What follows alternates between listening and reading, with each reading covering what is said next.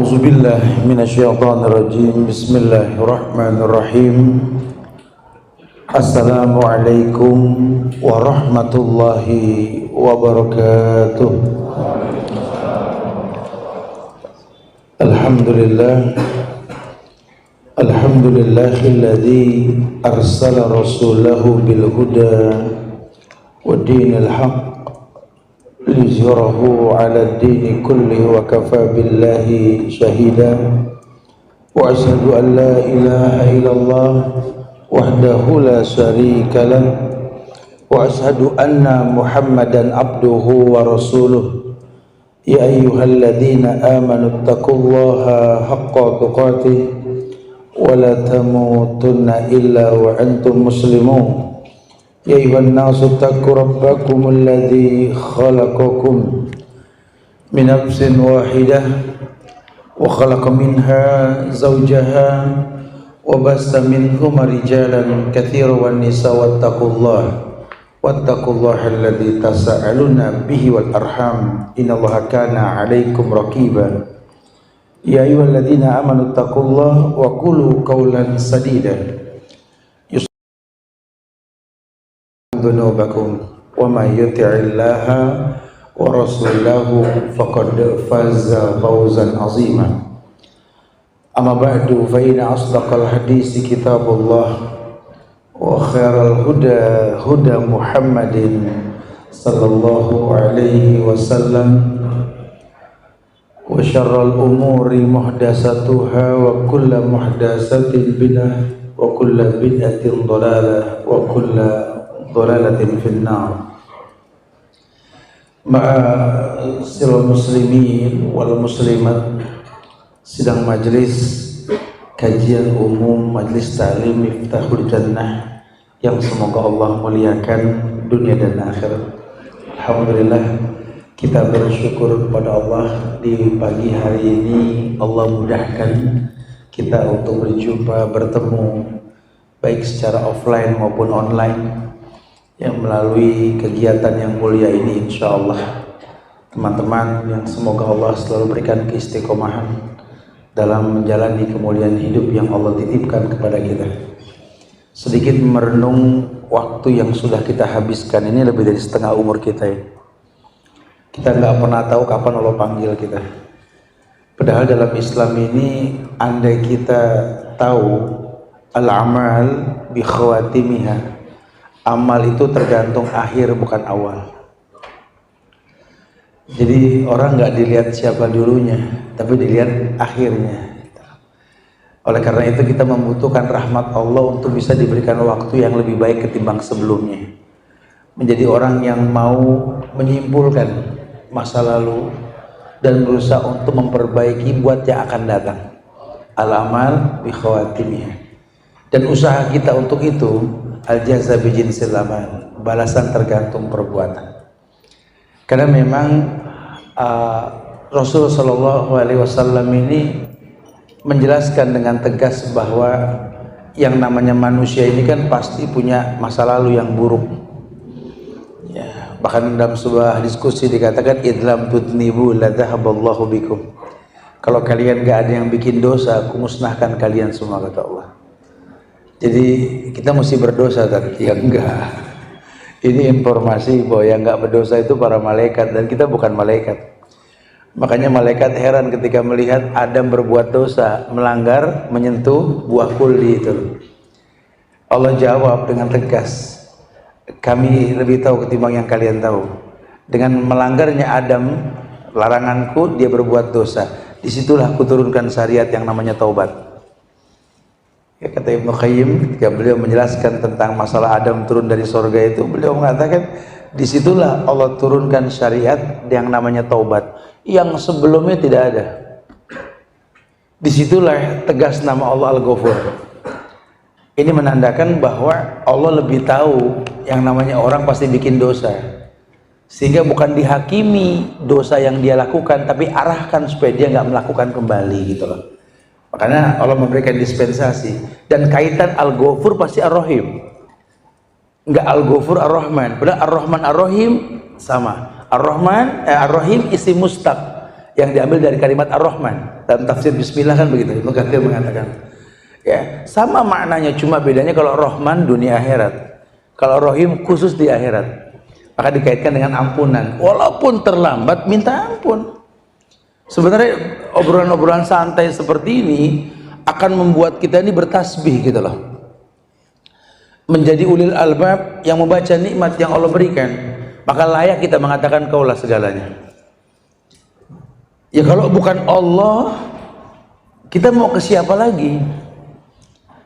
Allah yang menyiapkan ampunan. Ya ibadi, law ataitani bi qurabil ardi khataya, thumma laqitani la tusriku bi syai'an, la ataituka maghfiratan mislaha. Ini kan Allah sendiri yang mengatakan, wahai hambaku, ya ibadi. Allah tahu hambaku itu pasti berbuat dosa. Law ataitani bi qurabil ardi khataya, kalau kau mendatangiku nanti sambil menyeret dosa seluas langit dan bumi, selama kau tak berbuat syirik, kau minta ampunan, ku datangkan ampunan sebesar dosa yang kau lakukan. Kalau Allah, ya ibadi, law dhunubuka anana as-sama, atani la tusriku bi syai'an la ataituka maghfiratan mislaha. Pun hambaku, dosamu menjulang tinggi bak langit yang paling tinggi. Kau datang kepada aku memohon ampun tanpa berbuat syirik, ku datangkan ampunan setinggi dosa yang kau lakukan. Masya Allah.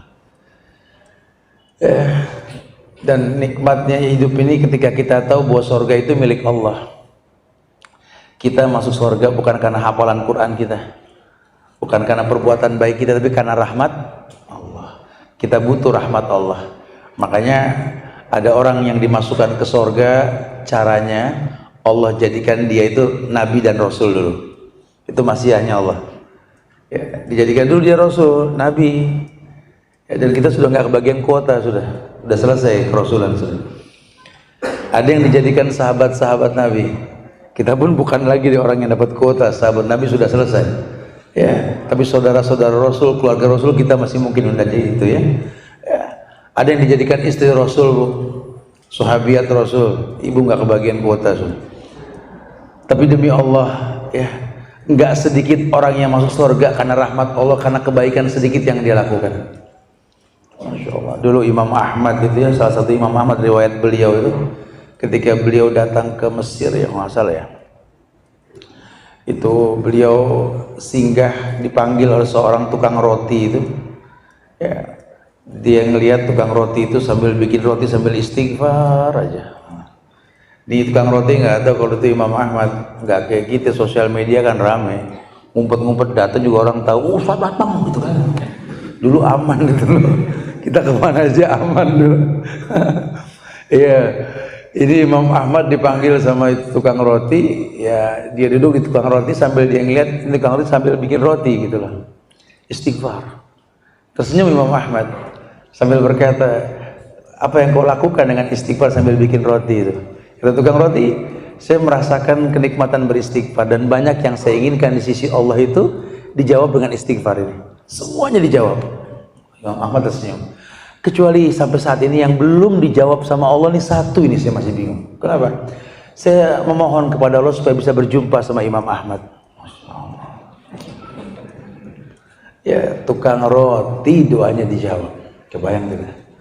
Pengembala kambing dari Yaman yang namanya Uwais Al-Qarni, betul. Ini levelnya Umar, levelnya Ali itu kan Umar fil jannah, Ali fil jannah. Suruh datang nemuin itu pengembala kambing dari negeri Yaman. Suruh minta doanya. Coba. Penghuni surga pun suruh minta doa orang biasa-biasa ini. Ya, ini kan kalau kita yang paham, ini kabar gembira buat kita. Iya ya. Kita punya Allah nih yang segalanya ini. Yang nggak ada yang nggak mungkin buat Allah. Dikatakan ma min abdin mu'min illa walahu dzambun ya'tadu alfaina ba'da alfaina aw dzambun huwa muqimun alaih la yufariqu hatta yufariqu ad-dunya innal mu'mina khuliqa muftanan tawwaban nasiyan idza dzukira dzakara. Karena dikatakan bahwa tidaklah seorang hamba yang beriman terlahir dalam kondisi dia pasti berbuat dosa. Bahkan Nabi mengatakan alfaina ba'da alfaina, bukan miyah ba'dal miyah, alfain ba'dal alfain. Ribuan kali orang Arab kalau syair kan gitu, alfaina ba'dal faina, berulang kali diulang itu dosa. Sampai Ibnu Qayyim membuat sebuah syair namanya Syairul Juhala.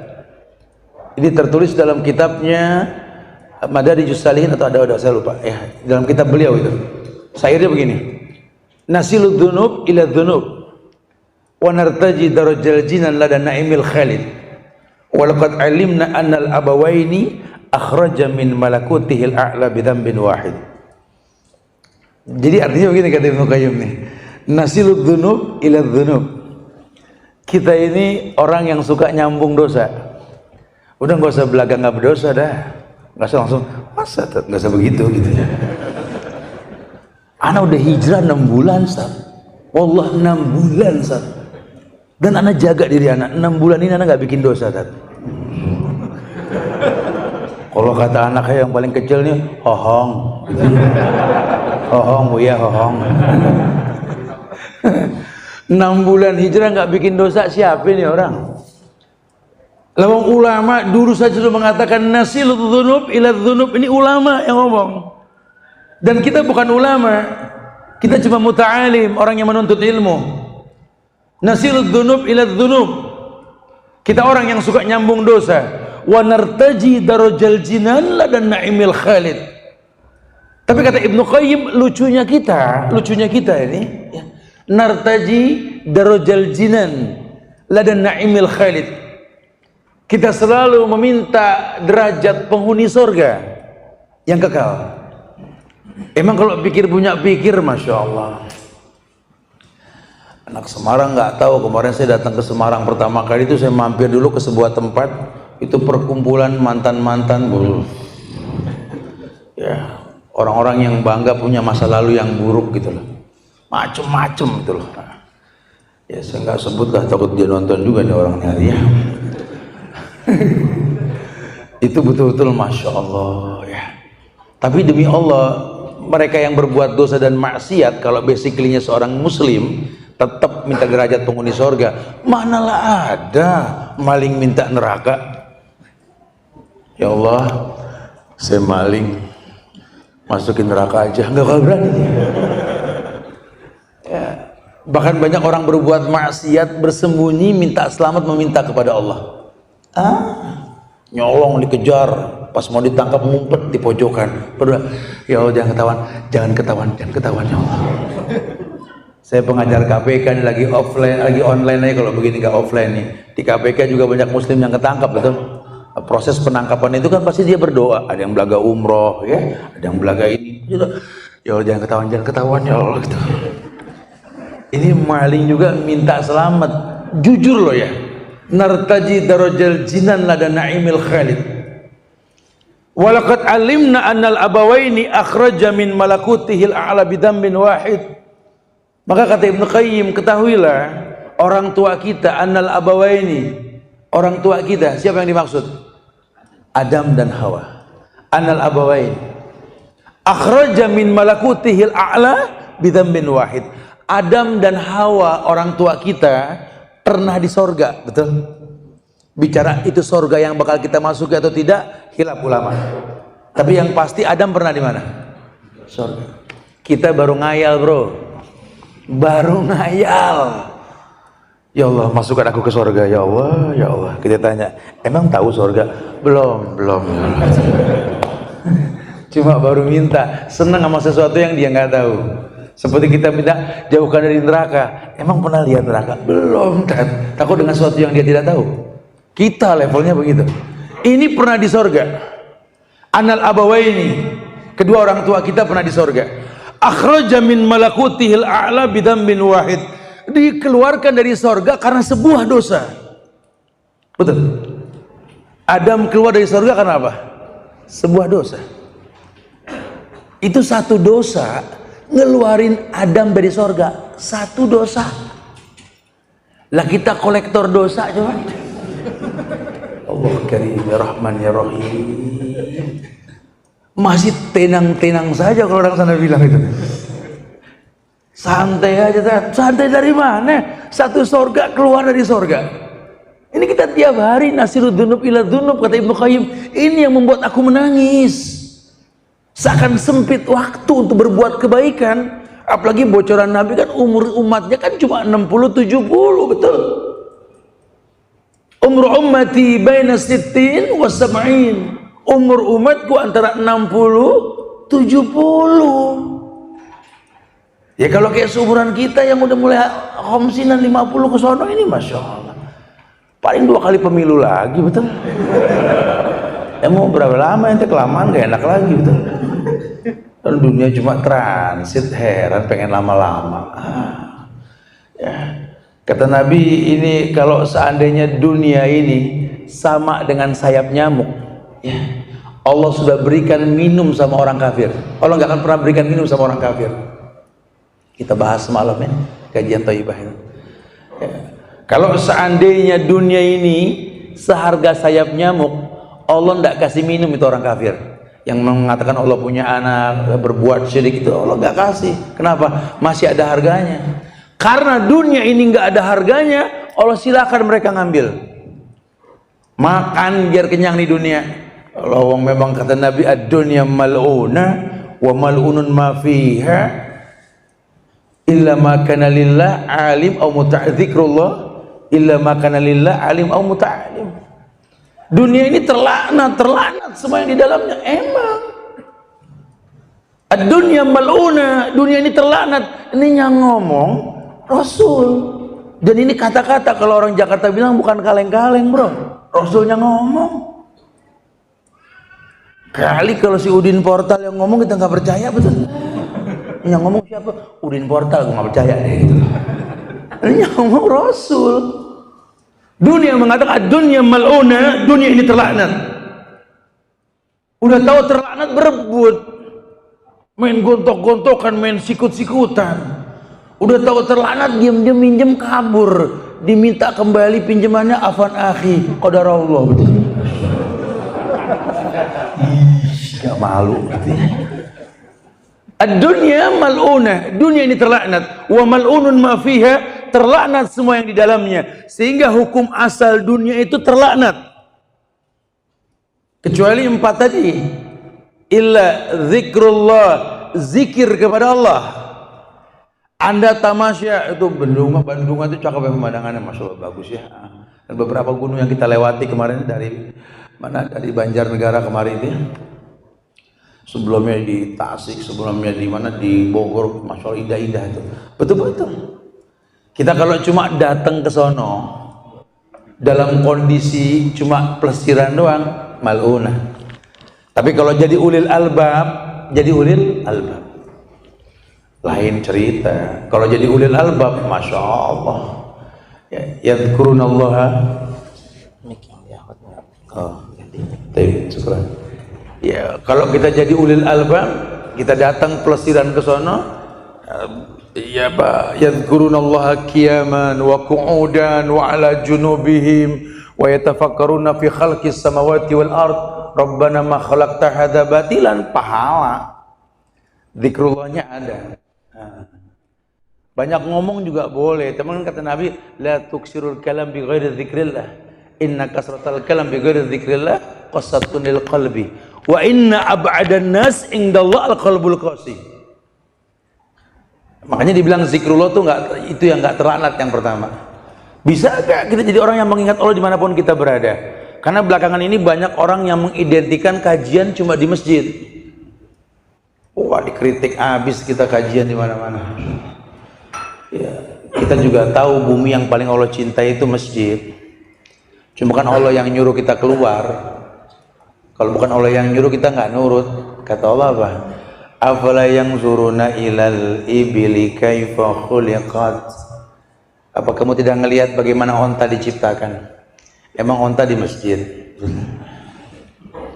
Kan suruh ke gurun kita ngelihat onta, biar kita tahu tuh onta nggak kuliah, nggak punya gelar, bisa bertahan di gurun Sahara. Profesor nggak ada yang kuat, tinggal di gurun. Suruh lihat tuh onta. Kenapa? Onta bawa air. Kita kadang-kadang nggak pikir panjang tuh gurun yang dibawa mobil. Sehingga ketika nggak ada air kehausan, walaupun mobil mewah kan yang dibutuhkan air bukan mobilnya, betul? Coba Kebayang tidak tuh? Masya Allah. Jadi kadang-kadang orang suka salah paham. Suruh lihat itu onta diciptakan.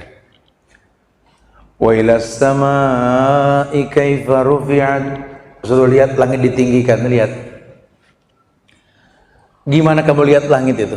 Kita juga dalam gedung ada langit-langit.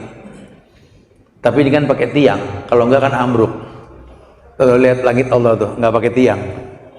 Lampunya, Masya Allah, planet-planet yang punya cahaya, matahari, bulan, bintang, gemintang, kayak gini. Lihat. Suruh lihat langit ditinggikan, lihat.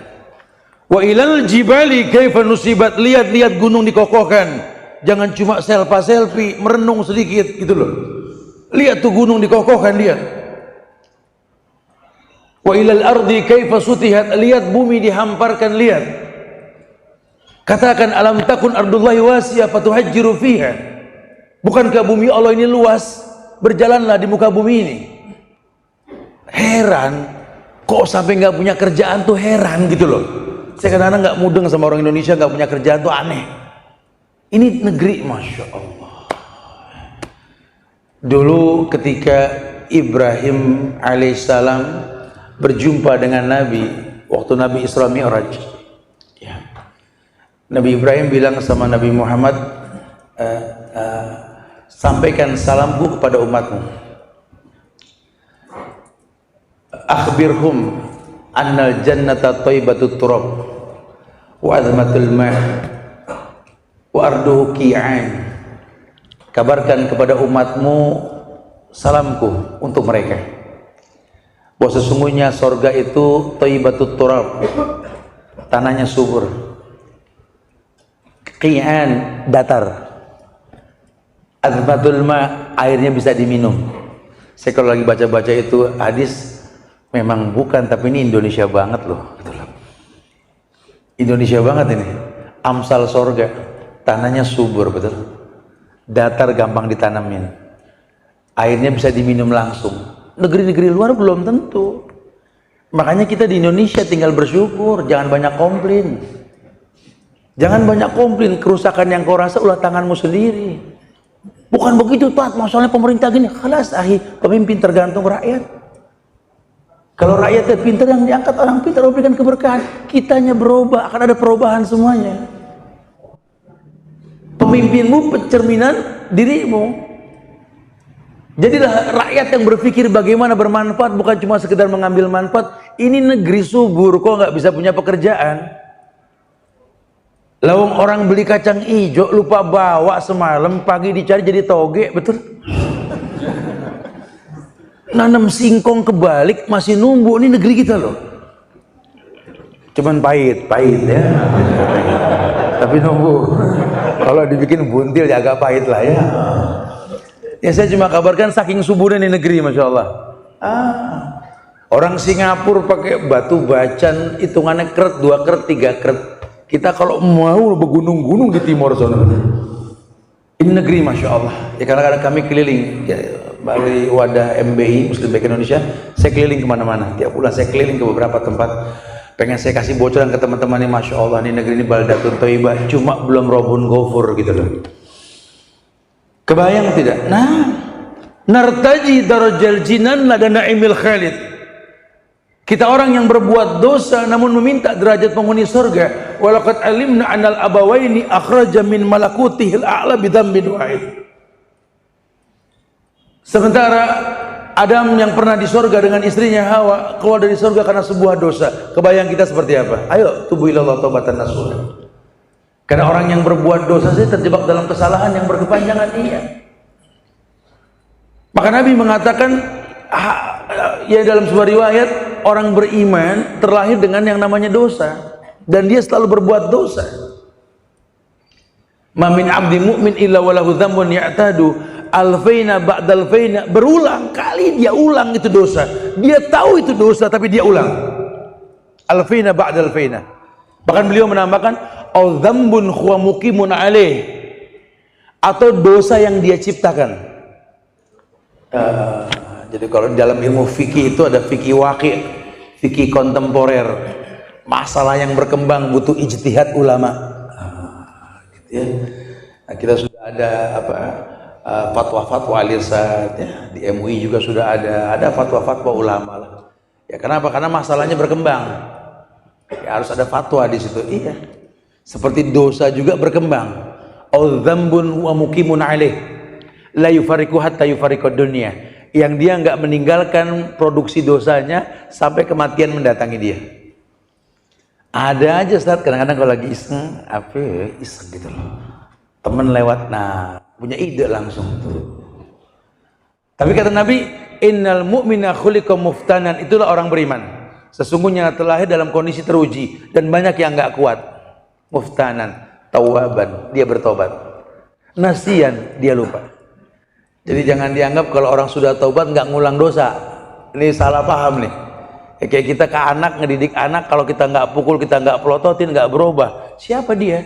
Dia anak kamu, bukan anak Rasul. Dan bukan Rasul. Anak kita nggak maksum. Oh, anak saya kalau saya nggak tempeleng, nggak berubah. Saat itu dia nggak macam-macam lagi. Cuma kan dia manusia pasti mengulang. Dan tempelengan tadi itu nggak berlaku di perbuatan yang berikutnya. Harus lebih keras lagi. Ini kan jahil, pendidikan yang bodoh sekali, penerjemahan yang salah. Nabi yang nyuruh, katanya kalau 7 tahun diajarin sholat, 10 tahun nggak sholat suruh pukul. Ulama mana yang bilang 10 tahun nggak sholat dosa? Ulama mana? Ini anak belum balik, nggak ada dosa buat orang yang belum balik, betul? Lah terus itu pukulan apa maknanya? Darbut tarbiyah, pukulan pendidikan. Bukan mengarah kepada menyakiti. Agama ini nggak menyakiti lah, memang dasarnya la ikraha fiddin, nggak ada paksaan dalam beragama. Jangan. Dalam dakwah secara umum juga sama. Makanya Allah tegur Nabi Muhammad dengan bahasa Quran yang jelas. Fabima rahmatin minallah linta lahum walau kunta fazzan ghalizal qalbi lan faddu min hawlik. Afwanhum wastaghfir wasabirhum fil amal. Fa idza azamta fatawakkal 'ala Allah. Fa bima rahmatin minallah linta lahum. Kalau bukan karena rahmat Allah ya Muhammad, kamu nggak bisa berlaku lembut dengan mereka. Ini rahmat Allah yang bikin kamu lembut. Maka beliau mengatakan bu'istu li utammima makarimal akhlak. Bahkan beliau iklankan kepada manusia, "Ba'as kalau fi mizanil mu'min yaumal qiyamah min hulkin hasanin." Itu yang diiklankan sama Nabi. Nanti dalam timbangan di akhirat tidak ada yang mengalahkan beratnya timbangan akhlak yang baik. Wa bu'istu li utammima makarimal akhlak. Aku diutus menyempurnakan akhlak manusia. Lihat. Bagaimana caranya? Aisyah mengatakan, akhlakuhul Quran. Akhlaknya Nabi itu Quran. Kenapa Quran dikatakan akhlak Rasul? Karena Quran ini hudan, petunjuk, buku panduan hidup manusia yang Allah turunkan. Diturunkan Quran bukan sebagai ayat-ayat yang dihatamkan saja. Quran bukan buat dihafal, buat yang menghafal bagus, derajatnya tinggi. Tapi Quran adalah sesuatu yang memang diturunkan, kalamullah yang diturunkan oleh Allah ini sebagai hudan, petunjuk. Maka kalau cuma sekedar ngaji, hatam surat, hatam Quran, ya udah banyak yang begitu. Tapi kalau Quran dijadikan petunjuk dalam hidupnya, ini yang masih jarang. Dalam Quran semuanya ada. Kita mau cari apa? Gara-gara Quran, Nabi pun sampaikan riwayat-riwayat hadis. Dan sahabat menyaksikan, lihat pemahaman para sahabat dengan Quran dan sunnah yang menjelaskannya. Allah rekomendasi mereka. Apa kata Allah? Kuntum khaira ummatin ukhrijat linnas. Kuntum khaira ummatin ukhrijat linnas. Hei sahabat, kalian sebaik-baik manusia yang ukhrijat azharu linnas, ditampakkan beda di hadapan manusia. Kenapa beda? Lianaka gharib ghuraba, badal Islam gharib fasayaudu kama bada'a fatuba lil ghuraba. Karena biar bagaimana yang baik itu sedikit, ya, terkesan gharib ghuraba, kemudian akan diterima, tapi akan kembali sedikit lagi dan asing lagi terjadi. Beliau jelaskan. Hulika muftanan tawaban nasiyan. Idza dzukira dzakara. Tapi orang beriman idza dzukira dzakara. Orang beriman itu kalau diingetin dia gampang balik. Kalau diingetin dia gampang balik. Enggak, orang beriman itu bukan orang yang bablas. Ya, dia pasti berbuat dosa pasti. Tapi kalau diingetin dia gampang kembali karena dia tahu ada ayat yang mengatakan wa'ad bi sayyi'atal hasanat tamhuha wa khaliqin nas bi khulqin hasanin. Nih kalau kita bahas-bahas kayak begini nih, iya ya. Cuma memang kurang dibahas, Ustaz. Padahal saya udah sering ngaji, Ustaz. Makanya saya sampaikan semalam di Masjid Thayyibah itu nasihat Imam Syafi'i. Ya, antum sudah duduk di semua majelis ilmu. Lebih dari 23 ustadz antum datangi semua. Kontak name ustadz pun di handphone antum banyak, WST titik, betul lah. Kok kayaknya nggak ngefek, Ustadz, gitu loh. Karakter penghuni surga belum ana punya, Ustadz. Ada 3 karakter penghuni surga: Qoribin, Hayyin, Sahlin. Qoribin itu gampang akrab, Hayyin itu lembut, Sahlin itu supel, fleksibel. Ini kok saya makin dalam agama makin nggak bisa akrab sama orang. Kok makin nggak lembut, gampang ngegas. Kok eksklusif, ya nggak bermasyarakat. Nah, ini ada yang salah. Ya, jangan dibiarkan, jangan. Harus tahu. Rasul ajarkan kepada kita bagaimana memposisikan itu. Makanya dijelaskan, dijabarkan kata Imam Syafi'i. Ini mumpung masih belum lama nih ganti tahun nih, ya. Baru beberapa hari, kita nggak usah lagi sibuk masalah perayaan karena Islam nggak mengajarkan. Cuma ada pergantian waktu yang kita bikin agenda hidup setahun. Mumpung masih baru, coba mulai buka lembaran baru, pahami supaya setahun ke depan nanti kita menuntut ilmu bekas ilmunya jelas. Ya, kata Imam Syafi'i semalam saya sampaikan, mungkin yang mendengar masih hafal. Lan tanalal ilma illa bisittatin sa'umbika an tafsiliha bibayanin. Ini bahasa Imam Syafi'i ini. Siapa Imam Syafi'i? Muhammad bin Idris Asy-Syafi'i. Garis keturunan cucu Rasul sallallahu alaihi wasallam ini. Beliau masih keluarga Rasul Ahlul Bait ini. Imam Syafi'i ini mengatakan lan tanalal ilma. Tidak akan pernah kamu dapat ilmu. Pakar ilmunya ngomong. Nah, kita sekarang tolong, katanya Syafi'iyah, ikutin Imam Syafi'i ini. Lan tanalal ilma illa bisittatin. Kamu nggak mungkin dapat ilmu tanpa 6 ini. Walaupun belajar ke puluhan ustadz, datang ke semua majelis ilmu, ikut daurah lagi, dapat sanad. Lalu ustadznya punya sanad. Tapi lihat setelah belajar jadi sombong. Ini kan bahaya. Dia lupa sahabat Nabi saja bisa murtad. Adakah sahabat yang murtad? Ada banyak. Masuk Islam megang tangan Rasul berbaiat. Masya Allah. Bukan sedikit.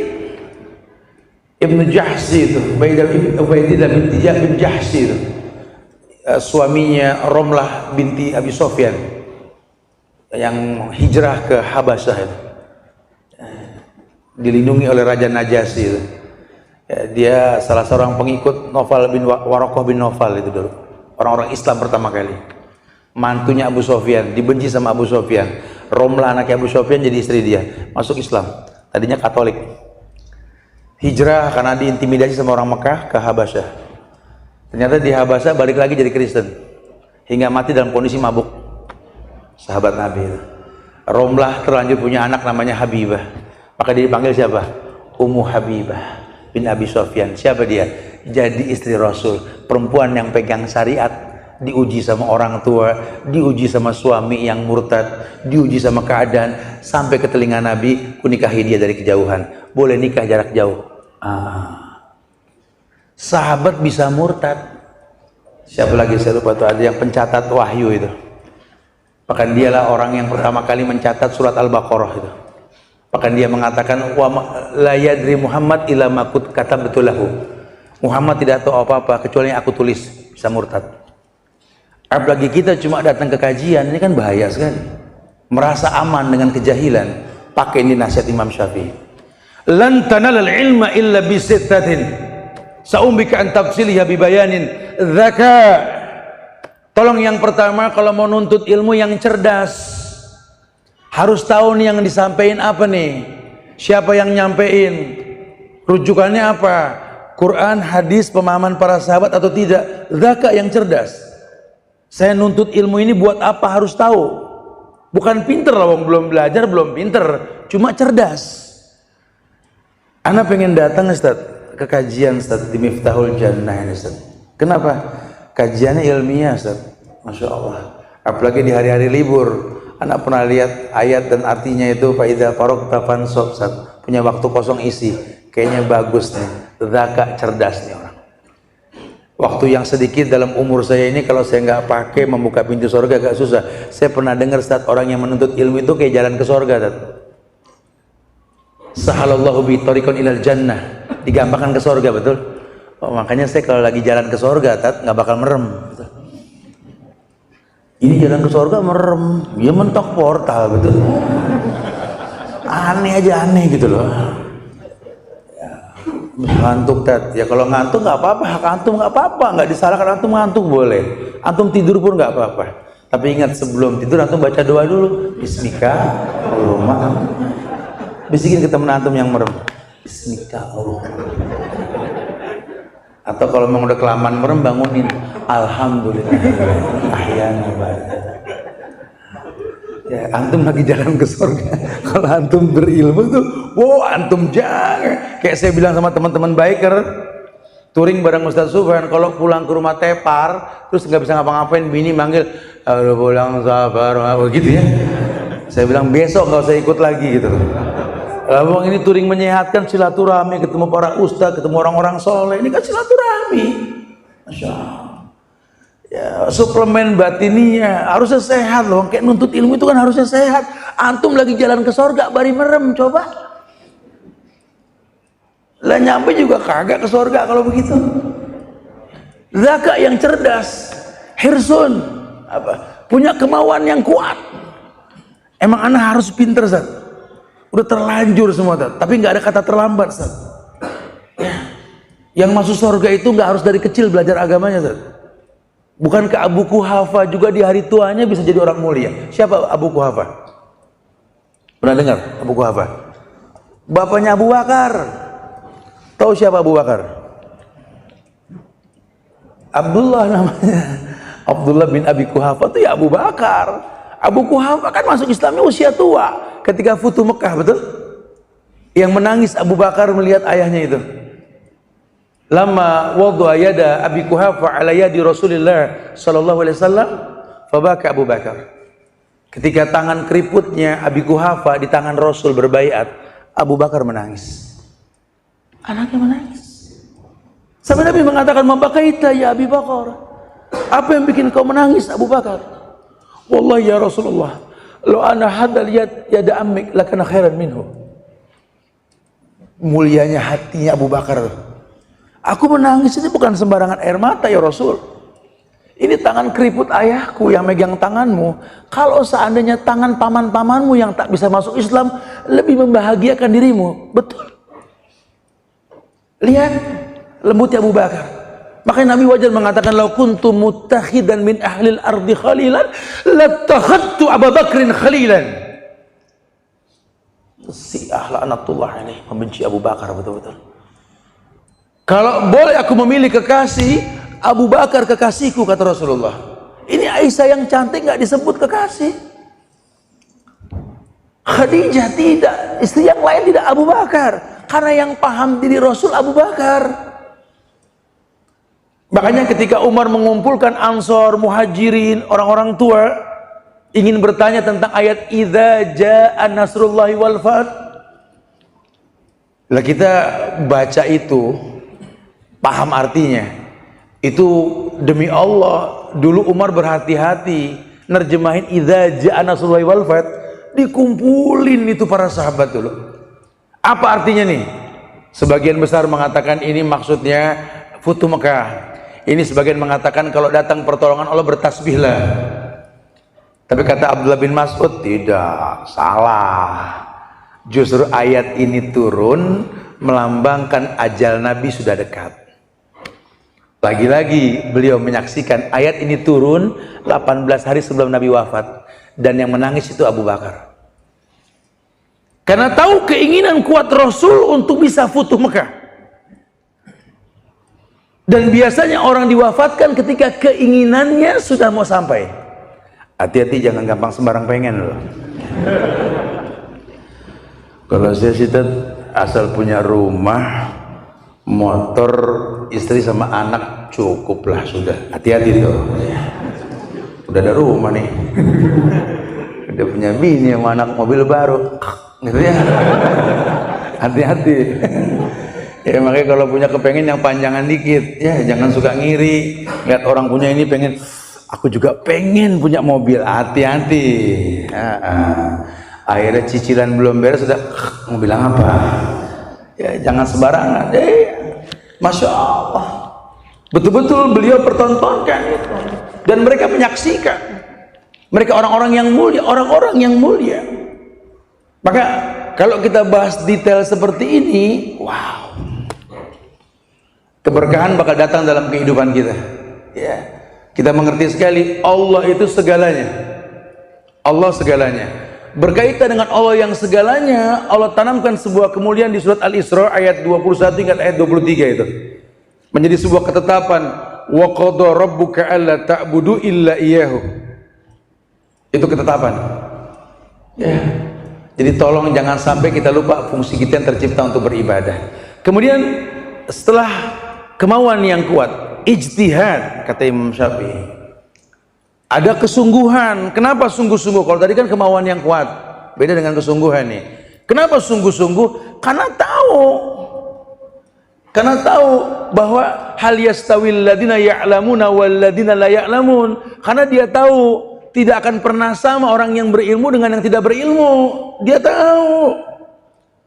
Kayak lelaki nyari istri, yang dia cari itu madrasah buat anak-anaknya, bukan cuma pelampias syahwat. Kayak anak kan nikah yuridul afaf, Ustaz. Harusnya. Cuma banyak orang nikah tetap berbuat maksiat. Betul gak? Makanya kalau cari pasangan, cari yang jadi orang tua anak-anak kita, madrasah, cari yang berilmu. Orang yang betul-betul beda. Siapa orang yang berilmu? Ya orang yang menuntut ilmu. Orang yang mencari kemuliaan dengan cara menuntut ilmu. Sampai dia tahu yang namanya ilmu itu mendatangkan kebaikan buat si pelakunya. Bahkan tadi yarfa'illahu alladhina amanu minkum walladhina utul ilma darajat. Dia angkat derajatnya beda. Maka dia ijtihad, dia bersungguh-sungguh, dan Allah katakan walladhina jahadu fina lanahdiyanahum subulana. Orang yang bersungguh-sungguh fina di jalan kami, kata Allah, lanahdiyanahum subulana. Kan kuberikan kemudahan pada jalan-jalan kami. Kenapa fina? Kenapa fina? Kenapa? Karena memang akhirat lebih utama. Man kana fil akhirah hammahu ja'alallahu ginahu fi qalbihi wa jama'a lahu samlahu wa atathu dunya wa hiya raghimah. Betul? Orang yang akhirat lebih utama ketimbang dunia, Allah letakkan kaya di hatinya. Wa jama'a lahu samlah, Allah kumpulkan semua masalahnya. Enggak ada yang sulit buat dia. Selalu ada solusi. Betul. Kayak antum bangun rumah sama bangun masjid beda. Bangun rumah bisa berhenti, utang piutang nggak beres. Bangun masjid selalu ada solusinya, betul. Karena orientasinya akhirat, bukan dunia. Tapi kalau masjid atas nama pribadi juga tetap berat, karena kan susah, nggak bersama-sama, betul nggak? Kalau urusan akhirat, insya Allah, makanya persepsi disamakan. Kita membangun dakwah sunnah ini nggak gampang, mempertahankan jauh lebih susah nantinya. Ya, wallahi, caranya kan Nabi ajarkan sama Mu'az bin Jabal. Makanya kalau ingin menyampaikan sebuah kebaikan, jangan masuk pada perbedaan. Biar perbedaan disikapi dengan ilmu yang dimiliki nantinya. Karena ilmu itu solusi. Maka yang pertama kau sampaikan syahadat dulu. Itu kediaman kan begitu. Innaka ta'ti qauman min ahlil kitab, falyakun awwala ma tad'uhu syahadatu alla ilaha illallah. Yang pertama aku sampaikan syahadat. Ini Semarang, ahlul kitabnya banyak, betul. Antum jangan hantam lah, masing-masing punya kitab, akhirnya adu kitab. Ya, hati-hati. Antum ngaku anak yang berbakti, nggak pernah durhaka, cuma antum hina orang tua orang Anak yang menghina orang tua antum tanggung dosa. Enggak begitu bahasa agama. Jelaskan kepada masyarakat tentang syahadat. Asyhadu an la ilaha illallah wa asyhadu anna Muhammadar Rasulullah, yang di dalamnya pengenalan akan Allah dan Rasul. Kalau orang sudah kenal Allah dengan tauhidnya, kenal Rasul dengan konsekuensinya, wallahi besok kita ngomong qala Allah wa qala Rasul itu enak. Ini kita ngomong qala Allah wa qala Rasul ke orang yang belum tahu Allah, ke orang belum tahu Rasul, romannya susah.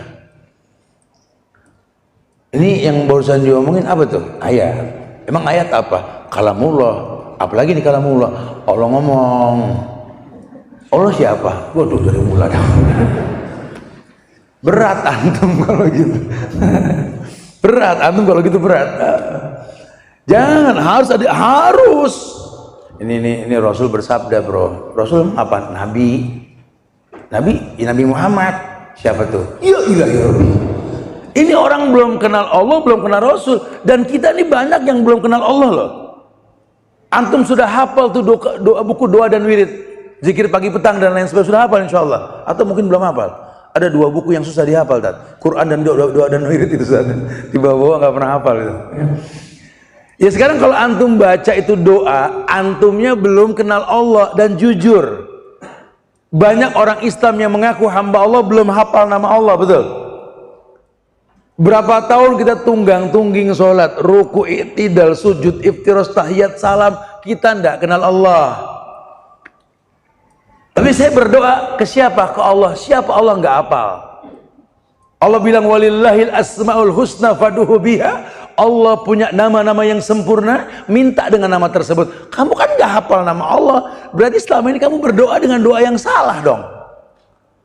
Bahkan kamu nggak tahu ini istidraj atau al-maunah. Itu masbullah, masalah buat lo. Atau Mas Budi, masalah buat dia, betul. Jadi akhirnya ngubek, permasalahan itu ngubek. Ana bingung, Ustaz, ya Allah, doa apa lagi ya? Begitu katanya. Ustaz datang, untung Ustaz datang. Kenapa untung? Nggak boleh ngomong begitu. Lau tuh bahaya dalam Islam itu. Kenapa? Tat, doain anak tat. Kata si Ustaz, doa sendiri aja, Allah yang nyuruh. Ud'uni astajib lakum, kata Allah kan begitu. Berdoalah kepadaku kan kujawab.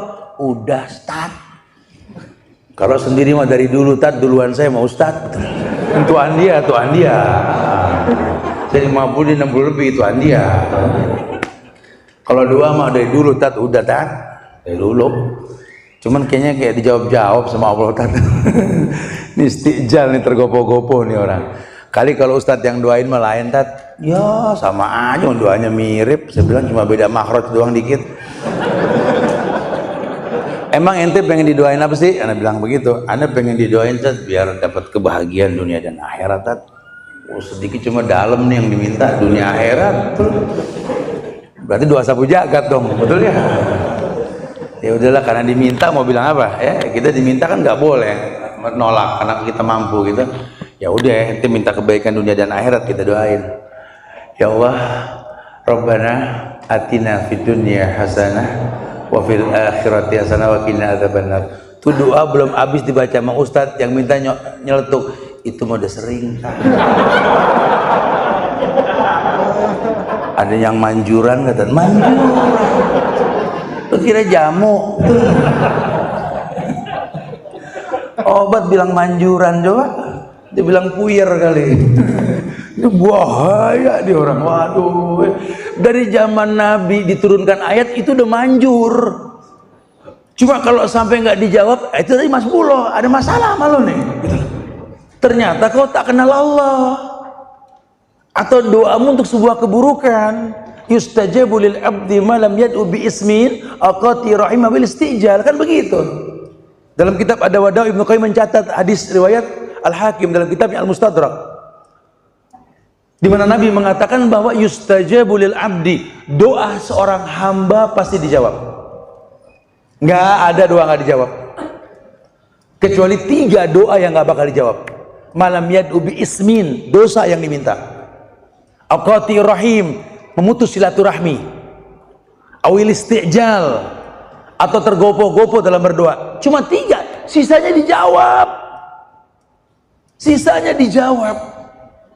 Ini kan kita model pengen doain orang biar berubah, cuma malas ketemu. Ya Allah, mudah-mudahan dapat hidayah dari orang. Nah, dia lagi datang tuh temuin. Enggak dah, ya nggak bisa begitu. Diundang malah ngilang, gimana temuin? Ya, aduh, masya Allah. Ya sudah bersungguh-sungguh.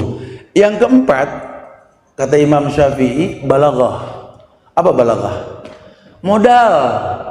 Antum nuntut ilmu sih punya modal, paling nggak kertas, pulpen atau pensil lah. Kenapa? Karena ilmu diikat. Qaidul ilma bil kitabah. Ilmu tuh diikat. Kita di tempatnya lupa. Ya, kadang-kadang sudah kita ikat sama tulisan aja lupa naruh bukunya. Betul. Kadang-kadang bingung bacanya. Apa ini? Apalagi kalau nggak diikat, kelihatannya paham. Kalau dengerin Ustaz ceramah tuh, paham Pak. Oh. Pakai modal lah ya, bikin kopi, boleh, beli air atau apa, modal. Ya, jangan sampai nuntut ilmu nggak pakai modal. Anak banyak pengennya dibantu orang, ya nggak jadi ulama nih anak. Lawang yang bantu uangnya konvensional, makanya nggak heran punya gelar profesor, doktor, wah macam-macam, LC dan lain sebagainya. Lihat. Dengan gampangnya mengucapkan ritual perayaan agama lain, coba. Kenapa ilmunya nggak bermanfaat? Karena mencari dengan cara yang nggak jelas. Yang kelima, sahabatul ustad. Sahabatul ustad. Ya, sahabatul ustad itu artinya berteman dengan ustad. Berteman dengan ustad. Harus. Nabi dengan sahabat berteman. Dengan sahabiat berteman. Mereka orang-orang yang berteman. Orang-orang yang betul-betul paham bahwa teknik dakwah itu dengan musahabah, kayak perintah Allah kepada orang tua, wasahibhuma fid dunya ma'rufa. Jadikan orang tua musahabat. Antum pengen dakwain orang tua, antum nggak bersahabat ya susah. Bersahabat tak enggak? Sahabat dari mana? Kalau bersahabat sama teman betul, lihat kalau teman datang makanan minuman semua keluar. Sampai kadang-kadang, waduh, ini yang di rak lemari keluar semua nih, tatakan sama cangkir. Sampai anaknya bilang, tumben pakai tatakan sama cangkir. Ada teman hebat mau datang, gitu loh. Harus matching katanya, tatakan sama cangkir. Ini orang tua datang boro-boro dipikirin begitu. Pakai baju, pakai copot, ngaca, nyisir belah kanan, belah kiri, tarik belakang, betot depan. Mau kemana? Temen mau datang. Orang tua sampai, ya Allah, kalau aku datang bolo-bolo dandan kayak begini, kita nggak berteman. Sama orang tua nggak berteman, makanya nggak bisa mendakwahkan. Sama saudara juga sama begitu kita. Makanya sering ribut antar saudara, jarang ribut antar teman. Karena beda, kita nggak berteman. Ayo berteman. Sama guru juga sama, sahabatul ustad, berteman dengan guru. Saya sampaikan dengan bahasa yang gampang. Kenapa boarding lebih menghasilkan kebaikan anak-anak ketimbang sekolah yang full day? Karena kalau yang namanya boarding di kelas, di luar kelas, di masjid, di pondok, anak berteman dengan ustadz. Dan ustadznya memang betul-betul kaliber, tahu biasan agama tuh pahala buat dia. Bukan cuma bicara maisah bulanan, bukan. Ilmu ini nggak ada harganya. Makanya dengan bahasa yang gampang, ada orang masukin sekolah pakai uang pangkal. Setelah berjalannya sekolah, anaknya bikin masalah, dikeluarin, gak nerima. Ngamuk-ngamuk di sekolah. Anak saya sudah bayar mahal uang pangkal. 6 bulan saya ini dikeluarkan, saya nggak terima. Balikin uang pangkal. Kata yang punya pondok, ya udah balikin, tapi tolong ilmunya balikin juga tuh. Bisa balikin ilmu. Ini kadang-kadang kita nih, waduh. Berteman dengan ustadz, berteman dengan guru kita. Ya, kalau di negeri Arab dibikin pertemanan tuh, kalau dibikin perumahan. Yang ditawarkan apa? Hadis. Saya kalau ngelihat perumahan yang lagi dibangun di Madinah atau di seputar negeri Arab itu ya, banyak gurun-gurun yang sedang dibangun gurun itu. Artinya gini, sedang dibangun perumahan. Hadisnya al-jar qabla dar. Kata Nabi, lihatlah tetangga sebelum lihat beli rumah, gitu kan? Kata Nabi gitu. Akan dibangun perumahan, di dalamnya ada qori fulan bin fulan, ada orang alim fulan bin fulan, ada imam fulan bin fulan. Jadi yang ditawarkan itu, udah nggak usah bingung kalau orang alim lihat, waduh, orang soleh semua, Anda beli ini rumah. Tuh. Kalau di kita kan enggak, kan dibangun rumah, ada waterboom, ada mall, gitu ya. Wah, diskon. Kita ditawarin begitu tuh. Akhirnya ngumpul macam-macam orang. Kita lupa almaru ala dini khalili. Orang tergantung agama teman. Anak kita berteman sama orang yang aneh-aneh. Tuh. Kitanya ngaji, anak lagi main game, betul? Kitanya serius, anak lagi TikTok. Karena berteman sama yang remeng-remeng. Sebenarnya masalahnya banyak di situ. Sohbatul ustadz, berteman dengan ustadz. Dan yang keenam, watulaz zaman, waktu yang lama dalam menuntut ilmu. Ya. Padahal sih kalau mau cepat Allah bisa mengatakan, kalau mengatakan kata Allah apa? Walau syi'na la ataina kullan nafsin hudaha. Kalau aku mau aku bisa menjadikan semua orang dapat hidayah. Deh, semua ikhwan, akhwat di Semarang semua pinter agama. Oh, udah Ustadz nggak pernah datang lagi kemari, betul? Tat nggak ke Semarang, Tat udah pada pinter, gitu ya. Tapi kan nggak gitu bahasanya. Ada muamalah, betul? Supaya tahu Quran itu panduan hidup, sehingga masalah yang kau hadapi di Quran ada. Orang beriman yang murtad dijelaskan, waktu ibadah dijelaskan, semuanya ada. Bahkan pola hidup bernegara pun ada, semuanya ada. Ma'akmalah hadaddin, sempurna ini agama. Nah, makanya kalau sudah tahu kayak begitu, ya Allah, bener ya, ini hukum dibuat sama Allah buat sebuah kebaikan. Makanya kalau sudah tahu kayak begitu, ya ibn Adam, tafarraq li ibadati amna sadrakina wa ashudda faqr. Kata Allah begitu. Semangat deh anak Adam, semangat dalam beribadah kepada Allah. Kan kupenuhi dadamu dengan kekayaan. Tapi kalau kamu nanti aku akan selesaikan semua kefakiran urusanku. Karena dia sudah tahu bahwa dengan dia mengistiqomahkan diri beribadah hanya kepada Allah saja dan Allah segalanya, maka dia merasakan kenikmatan dalam hidup tersebut, insyaallah. Ya, wallahu alam bishawab. Ana pengen berpanjang kata dengan berdialog nih, ya supaya luas bahasan. Sengaja disampaikan secara umum global supaya antum terinspirasi, antuna juga sama, untuk bisa bertanya akan hakikat kaulah segalanya. Silakan yang mau ditanyakan. Akhiru da'wana alhamdulillahi rabbil alamin. Baik, sekalian bagi yang ingin bertanya langsung dulu, kalau sambil yang lain sambil dicatat pertanyaannya dan kemudian bisa dikumpulkan. Ya. Bagi yang dari ikhwan dulu, kalau silakan yang ada yang mau tanya, silakan. Sebelum antum bertanya, ana pengen tanya dulu sama antum. Ini yang kumpul sekarang kan bukan undangan khusus, sebenarnya siapapun datang ya, cuma dibatasi kali jumlahnya ya. Ada gak yang datang pada saat ini tempat tinggalnya paling jauh? Ada? Di mana? Salatiga. Antum datang buat ngaji dari Salatiga. Bapak salah berapa?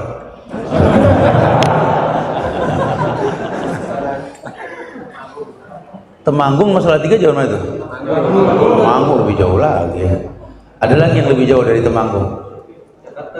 Saya Bogor. Ya nggak apa-apa, yang jauh tapi datang buat ngaji. Bapak buat ngaji datang, Pak? Oh, Masya Allah. Ada yang lebih jauh dari Temanggung? Tidak ada? Dari Ahwat ada? Tapi nggak sendiri kan, sejauh-jauhnya pasti ada iwan ya. Ya silakan, ada? Temanggung juga, oh, suami istri. Nah, jadi suaminya aja yang mewakili. Tolong suaminya ganti ongkos bensinnya coba. Bapak ambil sama panitia, tak ganti bahan bakar ya. Adakah yang datang di sini nih yang usianya paling tua? Coba mumpung akhwat nggak ada yang lihat Pak, angkat tangan aja Pak. Ada yang paling tua datang? Ada. Iwan dulu sebentar, nanti akhwat. Iwan berapa? 66. Nggak jauh kita di mana. Ini Bapak ini 66, ada yang lebih dari 66? Ada, Bapak Pak? 68. Ada yang lebih dari 68? 76 Ustaz. Oh, akhwat, oke, akhwat 76. Ingetin itu orangnya, tak kasih hadiah nanti di sini. Orang laki ada yang lebih dari 68? Hah? 66 ya? Beliau 68 tadi? Oh, 66. Sama dong? Sama berarti 66.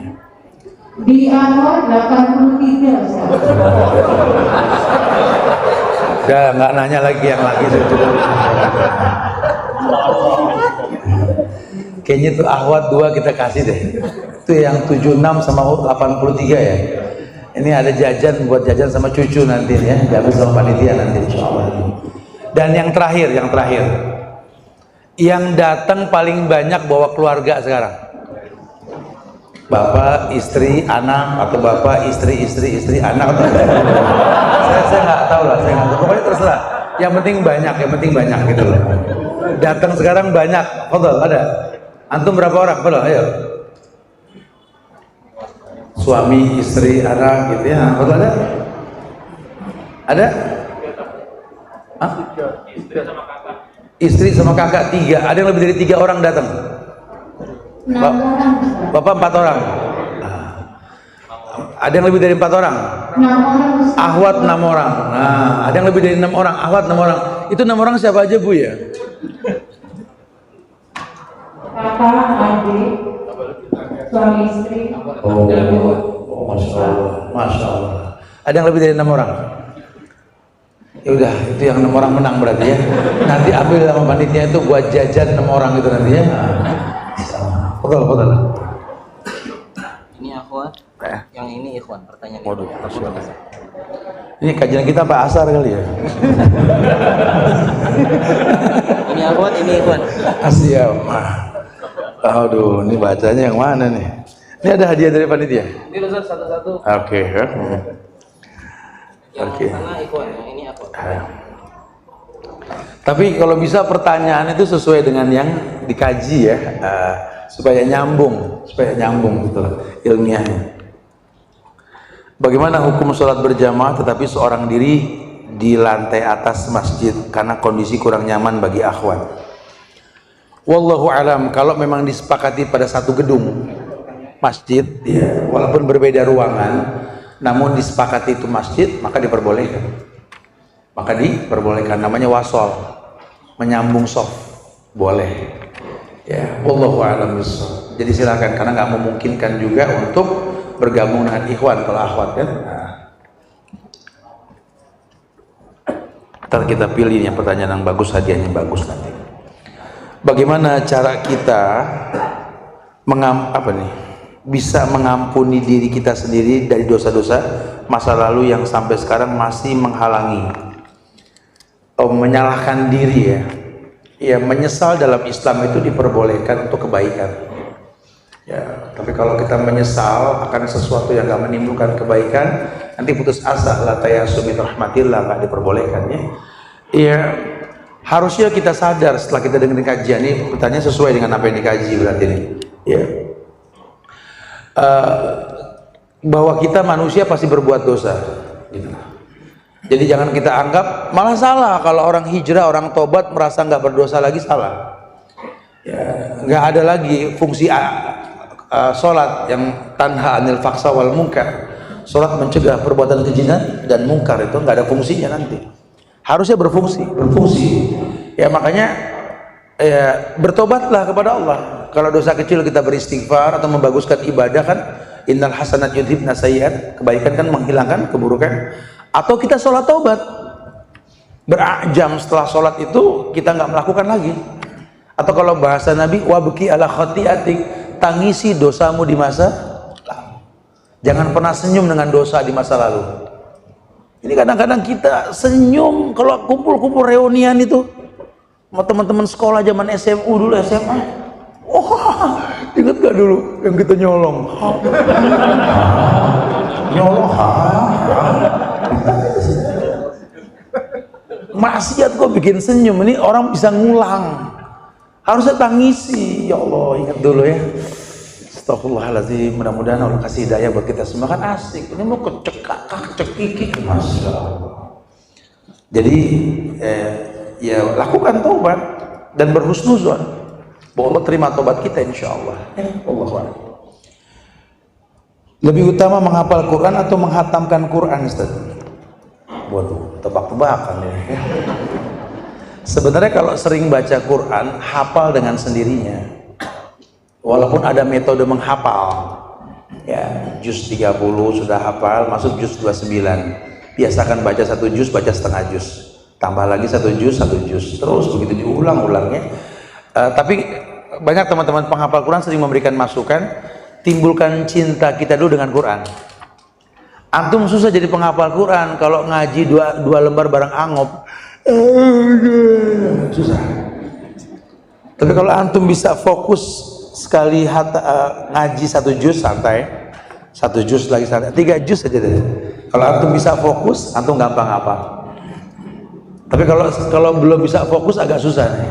Makanya rumus yang paling gampang sebenarnya sering baca. Udah itu masa iya tiap hari kita denger juz 30 diputer di mobil, di rumah, pakein salon apa, masa kita nggak hafal? 7 hari full deh dengerin terus, bohong kalau nggak hafal. Begitu sholat di masjid, denger imam baca, kita bisa ngulang, apa nanti? Ya, udah apa? Besok masuk juz 29, puterin tiap hari, hancur tuh kaset gak apa-apa. Terus kalau juz 29 agak berat nih, bikinlah 14 hari lah, 2 pekan lah. Masa full 2 pekan dengar kita nggak ada yang nyangkut sedikit juga? Ya, sambil antum terus belajar baca, tahsin, begitu seterusnya ya. Ya, lebih gampang sering membaca, sering mendengar gitu. Ya sisanya ya jauhkan maksiat, tarkul ma'asi gitu. Jika anak suka dinasihati, sukar dinasihati, apakah ada kasus, ada doa khusus dalam hal tersebut, Ustaz? Doanya sih sama, Rabbi habli minas solihin. Nggak ada macam doa lagi yang Nabi ajarkan kecuali Rabbi habli minas solihin. Jadi tinggal parapinnya. Kalau minta doa anak yang soleh, turunan siapa? Kalau minta doa anak yang soleh, yang dikasih makan uang apa? Kalau memang pengen minta anak yang soleh, kitanya orang tua sudah soleh belum? Karena kan dakwah lebih ke fi'li ya, ke tingkah laku gitu ya. Jadi silakan doakan Rabbi habli minas solihin. Tapi jangan timpang, jangan cuma ibunya doang yang soleha, bapaknya juga yang soleh dong. Ini kadang-kadang ibu sama bapak sama-sama soleha ya. Ibunya sholat di rumah, ibu-ibu soleha. Bapaknya kan soleh di masjid, karena bapak di rumah juga bapak-bapak soleha. Betul ya? Iya, kalau ibu-ibu kan soleha di rumah, kalau bapak soleh di masjid. Kalau bapak di rumah, bapak soleha. Betul. Gampang kok, gampang ini ya. Jadi parapinnya yang penting, Bu. Parapinnya yang penting. Ayah saya adalah Islam fanatik. Dengan keyakinan beliau, apa yang tidak sesuai dengan beliau ditolak tanpa mau mendengar penjelasan. Saya hanya menempel kalender yang gambar dan isi tulisannya tidak sesuai dengan keyakinan beliau, langsung dicopot, dibuang. Padahal sama-sama Islam, tapi yang tidak sesuai dengan keyakinan beliau tidak mau menerima, mendengar, sering menjadi perdebatan. Bagaimana menyikapinya, Ustaz? Ya tadi saya sudah bilang, ya jadilah sahabat orang tua. Ya. Jadilah sahabat orang tua. Jadi kalau bisa Anda berusaha untuk berteman dengan orang tua, gitu. Jangan sampai nggak berteman. Ini banyak diantara kita ini nggak berteman. Ya, ini ada buku Ustaz Jenal nih bukunya nih, Ritual Ramadan Antara Adat dan Syariat. Ya, coba deh nanti antum kasih ayah antum deh nih, ya, supaya nanti dia punya ilmu tentang Ramadan. Karena bukan bicara keyakinan, ya, bicara ilmu dulu, ilmu yang menimbulkan keyakinan. Jelaskan sama ayah Anda bahwa dalam Islam itu untuk mendatangkan kemuliaan dari Allah itu tahapannya ilmu, yakin, ikhlas, jujur, cinta, ingkiyat, dan qabul. Bapak yakin berilmu tidak, Pak? Kalau ilmu nih Pak, di buku nih ada Pak. Mudah-mudahan ada manfaatnya Pak. Mudah-mudahan Bapak kan suka baca, apalagi suka berdebat orang. Ini Pak saya kasih masukan ilmu bagus Pak gitu ya. Ya sisanya doakanlah. Makanya tahabu sama orang tua, jangan males berikan hadiah ke orang tua tuh, sehingga timbul cinta dari dia nanti insya Allah. Menghadapi orang tua yang sudah sepuh yang belum tahu syariat agama, bagaimana bermuamalahnya Ustaz? Ya lagi-lagi persahabatan, bersahabatlah dengan orang tua kita. Jangan sampai kita nggak bersahabat, karena banyak orang yang nggak bersahabat sama orang tua tuh, kita kurang ngasih hadiah. Apalagi sudah sepuh. Ini sepuhnya masih bisa diajak ngobrol gak? Kalau masih bisa, masih suka baca gak? Kalau masih, berikan tulisan-tulisan, buku-buku yang baik yang bermanfaat. Atau kalau udah sepuh biasanya sering sakit ya. Nah, ini ada buku bagus nih. Bergembiralah wahai orang yang sakit. Gitu ya, kasih ke beliau nanti itu ya. Kan kita kasih hadiah ke orang tua kita. Kan orang tua kan dikit-dikit, aduh aku ya rematik ya, aku ini pusing, aku ini. Nih bukunya bagus Pak. Bergembiralah wahai orang yang sakit. Udah malah ngomel sama. Ya diajak ngobrol dulu ya, senang-senangi dulu. Beri nasihat untuk kita, karena lingkungan di zaman sekarang tidak baik semua. Susahnya mencari teman yang solehah ya. Apa nih, pada main TikTok Ustaz. Astagfirullahaladzim ya. Ya ana nasihatkan sama yang nanya ini supaya banyak zikir pagi dan petang ya, ada bukunya.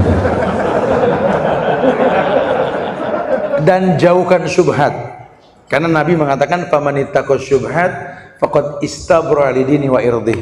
Orang menjauhkan syubhat menjaga agama dan kehormatannya.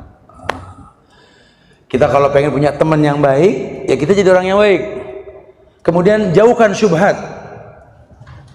Ya bukan yang haram saja syubhat. Insya Allah kalau syubhat ini kita jauhkan, Allah jaga agama dan kehormatan kita. Ada aja teman yang soleh. Ya, itu sudah solusi yang Nabi tawarkan di tengah zaman yang seperti ini. Ya Allah.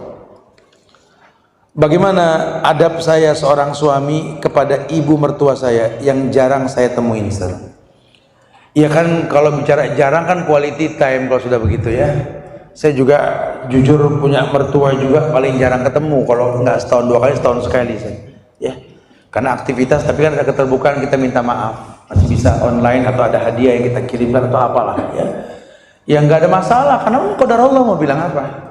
Dan dari zaman sahabat juga banyak yang tahun-tahunan nggak ketemu, nggak ada masalah juga. Tapi nggak putus hubungan.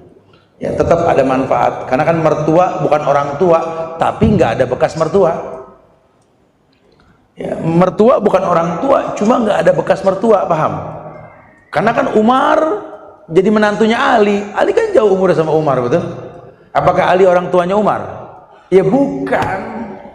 Ya bukan. Tapi tetap berat jadi mertua. Yang membesarkan anak perempuannya, belum lama diambil orang yang baru dikenal. Itu nggak gampang jadi mertua. Makanya mantu harus sayang sama mertua. Tapi dia bukan orang tua. Ya, yang nggak harus sebah juga kalau umurnya beda. Mau bilang apa ya? Ya, jadi tetap berbuat baik, jaga anaknya, nafkahi anaknya, didik anaknya, berikan keturunan yang baik buat mereka. Ya, qurrata ayun paling tidak. Ustaz, bagaimana sikap saya kepada orang tua yang tidak pernah sholat? Sudah dinasihati terus Ustaz, dan selain itu menyimpan sebuah jimat. Sebelumnya pernah saya hancurkan, tapi ternyata masih ada. Mohon nasihatnya Ustaz. Yang pasti sabar ya. Sama orang tua yang begini sabar. Terus dipepet, dideketin, jangan lelah. Nabi itu sampai Abu Thalib itu mau meninggal masih ditawarkan Islam. Qul ya ammi la ilaha illallah kalimatun uhajju laka biha innallah la ilaha illallah. Jangan sampai Allah wafatkan beliau dalam kondisi nggak bilang la ilaha illallah. Kalau dia bilang la ilaha illallah walaupun dia nggak sholat, dosa seluas langit sebanyak buih di lautan, Allah ampunkan dia insyaallah. Nah, tinggal doa kita buat beliau gitu ya. Jadi terus kalau memang nggak bisa didoakan ya nggak bisa dirubah ya doakan. Kenapa anak selalu mengulang dosa yang sama padahal sudah tahu kalau salah? Kadang suka sedih Ustaz, takut Allah tidak mencintai anak. Kiat doa apa yang harus anak lakukan Ustaz ya? Ibu harus meminta seperti yang Nabi ajarkan, ya muqallibal qulub sabit qalbi ala dinik wa ta'ati. Kemudian harus berada di tengah-tengah orang soleh yang membuat Anda punya protektor untuk tidak melakukan kesalahan tersebut. Cari penyebabnya, kemudian lakukan darul mafasid muqaddam ala jalbil masalih. Mencegah yang buruk terjadi lebih dikedepankan ketimbang melakukan kebaikannya. Ustadz, kalau saudara mendiamkan kita, tapi kita sudah minta maaf, gimana ya Ustadz? Ya urusan dia sama Allah ya. Kita nggak usah kepancing gitu ya.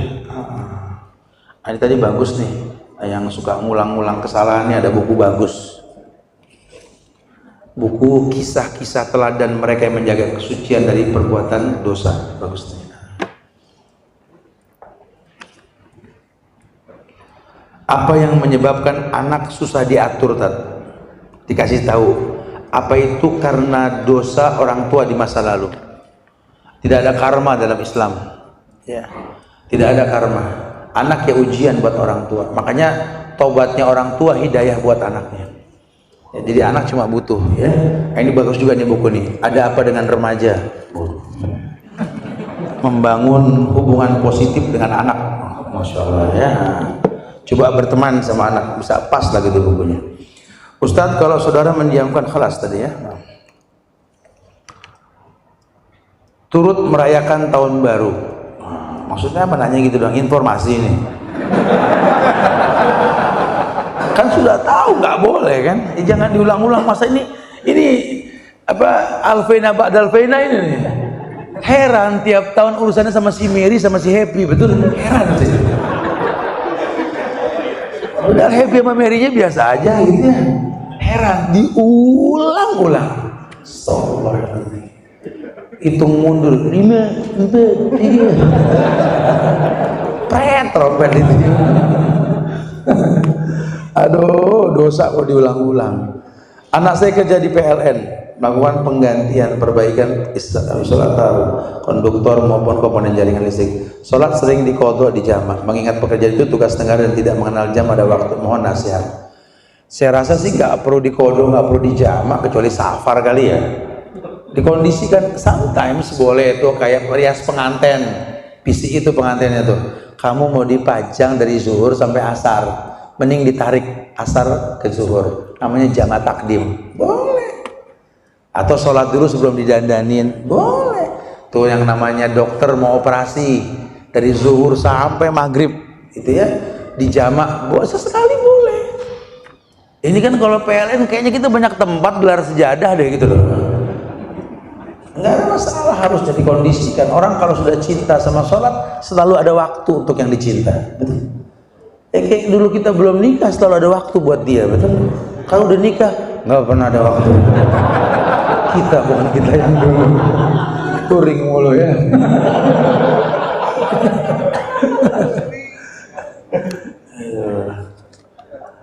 Salat yang tidak khusyuk adalah apa nih? Sebagai makna anti bacaan surat, apakah termasuk golongan? Iya, orang yang nggak khusyuk dalam sholat, yaitu orang yang betul-betul nggak memahami makna sholat. Antaksha'a qulubuhum li dzikrillah. Harusnya khusyuk karena mengingat ayat Allah. Makanya di Islam, iqra' ma tayassara minal Qur'an, baca yang paling gampang. Yang paling gampang, jangan ada beban. Jadi jangan sampai dalam baca tuh kita nggak hafal. Apa ya? Jadi apa ya akhirnya gitu loh. Baca yang gampang. Kecuali kalau sholat sunnah, qiyamul lail, afdhalus sholatul lail tulal qiyam, berdiri, baca pun boleh. Kalau sholat wajib yang paling gampang, sahabat ngulang-ngulang kul huwallah, nggak ada masalah. Dikomplain bilang ke Nabi, ini imam kul huwallah mulu, Rasul dipanggil, kenapa kul huwallah mulu? Aku cinta dengan kul huwallah. Dahaltal jannah ma'aha. Kau masuk surga bareng kul huwallah, nggak apa-apa. Ini kita kadang-kadang pengen didengar makmum sih kalau baca Quran ya. Giliran nggak ada orang, ya kan, ada orang langsung Alhamdulillahirobbilalamin.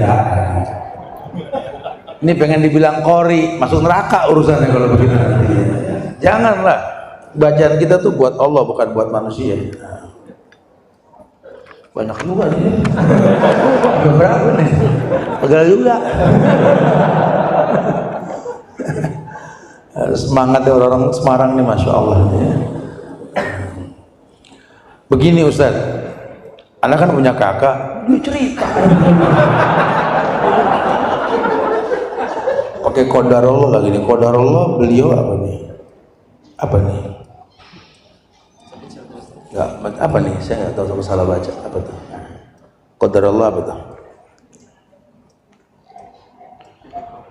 Ustadz, bagaimana rasa cinta, yakin kepada Allah Subhanahu wa taala dan Rasulullah sallallahu alaihi wasallam tidak pudar, ada terus di hati kita, selalu tanpa adanya futur dalam diri kita.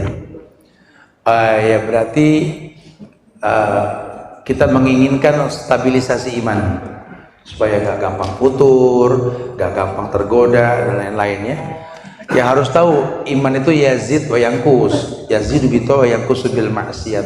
Maka perbanyaklah berbuat kebaikan yang menstabilkan iman.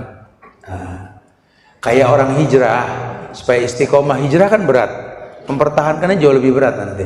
Tapi rumus orang hijrah itu yang pertama belajar. Sudah belajar, yang kedua duduk di majelis ulama. Orang baru hijrah jangan sholat sendiri, lawang ngaji belum bener sholat sendiri. Sholat di masjid sama imam, bacaan dia gitu. Sambil dia belajar cara ibadah. Kemudian jauhkan syubhat. Makan minum yang halal saja, jangan yang syubhat apalagi yang haram. Dan yang terpenting bertemanlah dengan orang soleh. Kalau istiqomahkan kita insyaallah ya. Udah, baca betul? Belum ya tadi. 3 ya kita nggak bisa baca betul belum. Begini Ustadz, anak punya anak kakak laki-laki, qadarullah beliau ODJ punya masalah. Oh, sama ya. Oh ya. Kalau sedang tidak apa nih? Kumat. Kambuh. Oh, ini kambuh tuh kumat. Jadi juga ada orang ini. Kumat ini kambuh. Perilakunya seperti orang biasa, tapi kalau sedang kambuh semua orang kena marah, beliau termasuk ibu dan anak. Kalau disuruh sholat dan puasa tidak pernah mau, padahal dulu masuk pesantren. Coba sih diruqyah, mudah-mudahan Allah bersihkan hatinya, Allah berikan hidayah, betul?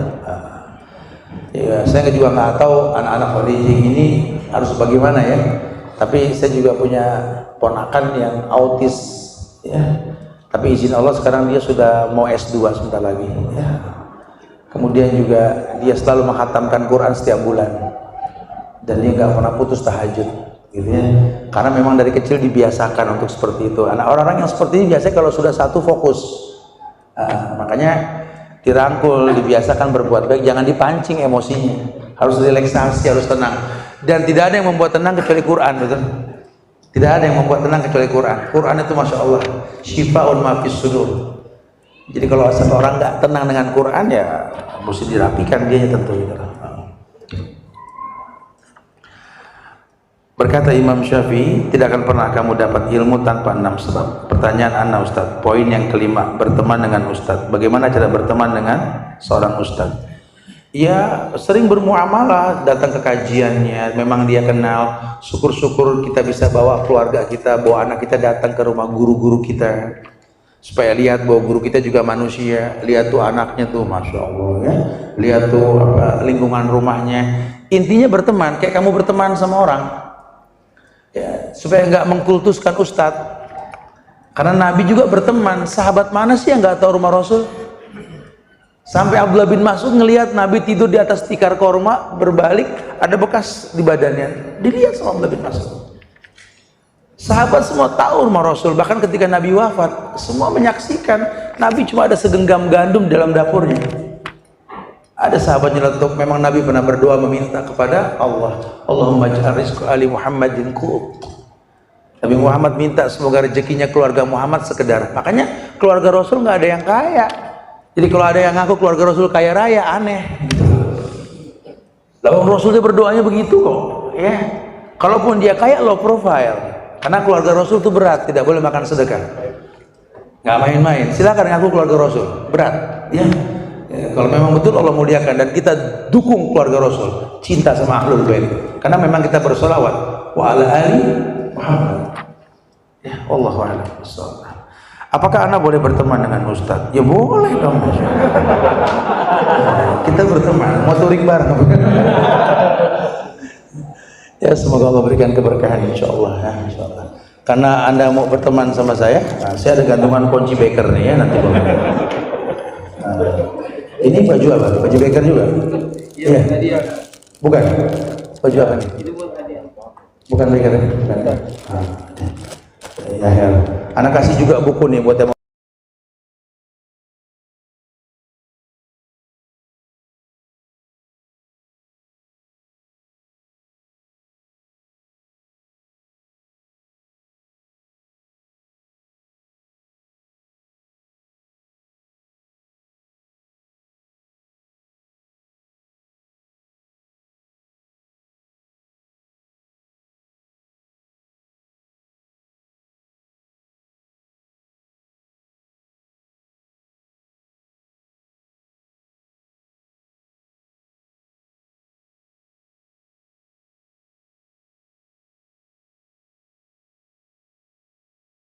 ya pahami yang dilakukan.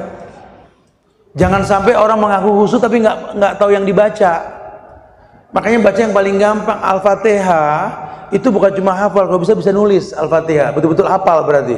Saya suka bilang sama anak-anak di rumah nih, karena kita yang pegang hafalan mereka di pasca liburan ini, kamu tuh bisa dibilang hafal, bukan hafal di mulut, tapi hafal di tangan juga. Coba Anda yang sudah hafal Al-Fatihah, ambil pulpen, ambil pensil, ambil kertas. Alhamdulillahi Rabbil Alamin Ar-Rahmani. Terus kamu bisa terjemahkan. Kalau udah bersahabat baca Al-Fatihah udah gak sempat mikir yang lain. Ya karena kita memang cuma bisa hafal nggak paham makna. Allahu Akbar baru baca Alhamdulillahi Rabbil Alamin. Ya Allah, di atas lemari itu kunci berarti itu. Betul-betul sholat membuat ingat sesuatu yang hilang. Karena nggak paham yang dibaca. Ustaz, bagaimana agar sholat kita khusyuk? Sama aja. Apalagi nih, Allah mengatakan bahwa manusia tidak disuruh untuk hanya ibadah di masjid, tapi juga menyebar mencari rezeki. Sedangkan bagaimana hal ini bagi istri? Suami meminta istri juga bekerja, lebih baik mana istri di rumah atau bekerja? Selama memang pekerjaannya itu nggak menimbulkan mudarat, ya ikuti aja. Mungkin dia memang merasa nggak sanggup untuk mencukupi secara maksimal. Tapi kalau bakal kerjaan itu timbulnya ikhtilat, ya, tasyabbuh, tabarruj, ya, la ta'ata li makhlukin fi ma'syiatil khaliq. Tidak boleh taat kepada makhluk untuk maksiat kepada Allah Al-Khaliq. Ngomongin baik-baik ke suami. Saya khawatir fitnah. Kan salah kamu milih saya yang cakep, yang mau banyak. Di luar banyak fitnah. Siap gak dapat fitnah? Bilang baik-baik. Izinkan saya kalaupun kerja di rumah lah, dagang online ya, atau apalah, banyak lah. Ini Indonesia, nggak ada yang susah kerjaan sebenarnya. Kalau kita naruh ikan mujair, ikan nila sepasang di kolam, setahun jadi ribuan itu. Negeri kita kan masya Allah. Ya, jadi nggak ada rasanya. Nah, boleh suami perintahkan kita untuk kerja bantu dia, silahkan, malis. Hasilnya bukan buat suami. Karena kalau rezeki istri itu milik dia pribadi, rezeki suami milik istri dan keluarganya. Nggak apa-apa selama nggak menimbulkan mudarat. Ustadz, kalau muslimah memakai pakaian hitam itu termasuk sunnah, Ustadz? Enggak. Ya, bukankah Aisyah pernah tawaf menggunakan baju hitam berkembang merah? Ya. Hitam itu lebih menolak pandangan, bukan memancing pandangan. Karena hukum asal baju perempuan menolak pandangan, bukan memancing pandangan. Ya, jadi salah. Kalau harus hitam itu salah. Ya. Bebas selain warna putih atau sesuatu yang memancing fitnah. Gitu ya, makanya jangan sampai diidentikan bahwa pakaian itu wajib hitam. Walaupun baju hitam siapa takut? Ya, tidak. Jika seorang muslimah tidak pernah melepas cadar sampai wajahnya nggak dikenali sama temannya, apakah itu diperbolehkan? Ya boleh aja, tapi kalau sama-sama ahwat mah ya jangan sampai begitu juga kali. Ya nggak apa-apa kalau antar ahwat. Lagi kan cadar bukan wajib, mustahab. Pakai lebih baik. Nabi yang bilang, serius Ustaz, Nabi yang bilang, lan yaslu ayra minha ila hadza wa hadza. Perempuan tidak boleh tampak kecuali muka dan telapak tangan. Ijtihadnya ulama, salah satunya apa, Muhammad Shalih Al-Utsaimin mengatakan kalau kaki dan jarinya saja harus ditutup, apalagi yang lain. Padahal lelaki mana yang suka menjempol kaki perempuan? Mesti ditutup, apalagi yang lebih cakep dari jempol kaki, hidung, mulut dan sebagainya kan, ahsan tutup. Ya, tapi kalau sesama ahwat ya nggak apa-apa. Ya, wallahu a'lam bishawab. Wallahu a'lam bishawab. Nah, tayyib. Ya.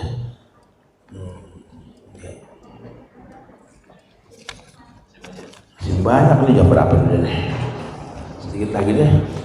Ustadz, mohon nasihatnya untuk orang tua yang sudah sepuh supaya istiqomah di atas sunnah. Ustadz, dia nasihatin sama orang tuanya ya, bahwa yang namanya ibadah itu penting, apalagi ini mau puasa ya, daripada iseng nonton TV terus, mending baca buku nih, saya kasih ini Risalah Puasa Nabi. Apa hukum invest saham? Ya, saham diperbolehkan selama yang dijual belikan itu saham sesuatu yang halal dan tidak cara konvensional ya, manis. Teman-teman sekarang sudah banyak nih buka-buka usaha ya, bahkan di Jakarta itu kan ada komunitas tajir itu ya. Jadi pengusaha-pengusaha yang sudah hijrah ini bikin komunitas ya. Di komunitas tajir itu belajar bagaimana berusaha dan mencontohkan usaha gitu ya. Nah, yang mau nanam saham silakan saja dengan cara-cara yang betul, boleh.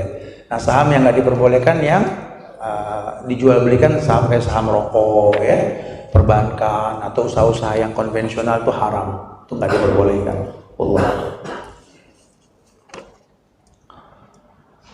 Bagaimana jika meninggalkan sholat Jumat ataupun sholat fardu dikarenakan pekerjaan, Ustaz? Ya nggak boleh, haram, nggak diperbolehkan, nggak ada rukhsah buat kita untuk itu ya. Makanya kalau orang yang beriman, tadi saya sampaikan, kata Allah, tafarruq li ibadati amna sadrak ghinan wa asudda faqra. Apa, semangat sedikit dalam beribadah kepadaku. Orang yang tahu pentingnya sholat, sesulit apapun kondisinya dia akan sholat. Karena ju'ilal ardu li ummati masjidan, ujung-ujungnya gampang. Kalaupun nggak bisa di masjid, di musola. Kalaupun nggak bisa masjid dan musola, bumi ini masjid. Gelar sejadah di mana aja. Nggak ada istilah kita nggak sholat. Kita dicipta untuk sholat. Ya, jadi kalau sampai nggak sholat, waduh, rugi kita. Kelas ketika kebaca takutnya banyak bener nih. Bagaimana jika kita berzikir istighfar ketika berkendaraan dalam perjalanan? Apakah diperbolehkan? Dan jika istighfar tidak terhitung seperti 100 sampai 1000 kali? Ya kalau 100.000 kali namanya kehitung ya. Sekarang kan sudah banyak ya alat bantu ya. Kalau kita memang nggak bisa konsen dengan jumlah bilangannya, ya alat bantunya boleh. Ya. Tapi kalau memang pada akhirnya kita memang bisa fokus, ya nggak apa-apa. Atau zikron kasiron umum, sebanyak-banyaknya boleh. Istighfar sebanyak-banyak itu boleh sekali. Mohon nasihatnya Ustadz agar bisa lebih istiqomah dalam menuntut ilmu serta bisa berhenti dari dosa yang dilakukan, Ustadz ya. Ini ada 8 barometer ibadah yang baik. Nih, nanti boleh tuh supaya bisa istiqomah tuh insya Allah. Allah istiqomah itu kan meminta kemantapan hati dari Allah. Maka kalau kita pengen istiqomah, kita harus kenal Allah. Saran saya sih, hafalin nama Allah deh, pahami maknanya, mintalah dengan namanya gitu. Karena Allah perintahkan fad'uhu biha, minta dengan nama Allah. Allah mengatakan bahwa manusia tidak disuruh untuk hanya ibadah di masjid, tapi juga mendengar dari Allah. Tadi sudah ya.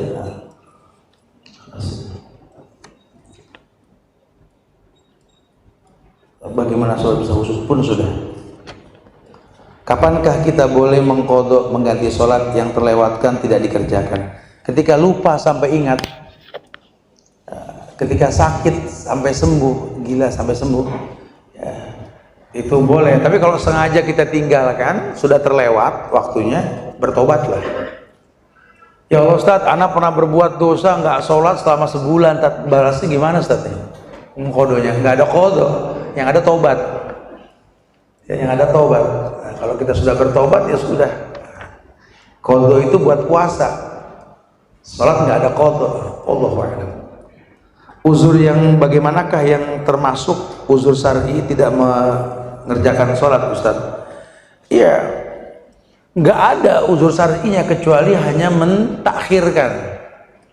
Ya, jadi boleh orang nggak sholat ketika dia tertidur hingga dia terbangun, lupa sampai dia ingat, sakit gila sampai dia sembuh, pingsan sampai dia sadar, boleh. Tapi kalau dalam kondisi sadar nggak ada rukhsah sama sekali. Bahkan keras dalilnya, al-ahdu bainana wa baina syirik wal kufur tarkus shalah. Yang membedakan kita dengan kafir musyrik itu sholat. Faman tarakaha faqad kafara. Yang ninggalinnya ancamannya kafir itu. Apakah bidadari surga sudah ada, Tad? Di mana lokasinya, Tad?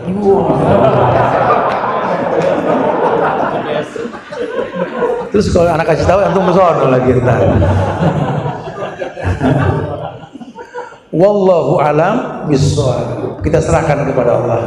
Sebagian ulama mengatakan sudah ada surga, sudah dibuat, ya, cuma belum diberikan. Wallahu a'lam bishawab. Bahkan Nabi pernah melihat langsung kondisinya seperti apa. Itu masalah ghaibiyat. Kita nggak membahasnya, tapi intinya itu pasti ada. Wallahu a'lam. Bagaimana supaya hati tenang, bahagia? Karena sering sedih, nangis sendiri karena lagi cekcok, karena lagi capek. Gerakan apakah kurang bersyukur Ustaz? Ya sebenarnya lagi-lagi berzikir itu menenangkan hati. Dan kita yang tahu zikir apa yang mesti kita baca. Sekali-kali pelesiran lah, lihat alam sambil berzikir gitu. Boleh temui orang tua kita, menenangkan hati. Silaturahmi itu menenangkan hati insya Allah. Ya karena orang nggak bisa mati walaupun dimasukin gula ke badannya bisa disembuhkan, racun ke badannya bisa disembuhkan. Ya, tapi ketika dihilangkan muamalah dengan manusia dia bisa mati. Nah, ini jangan sampai kita nggak bermuamalah dengan manusia.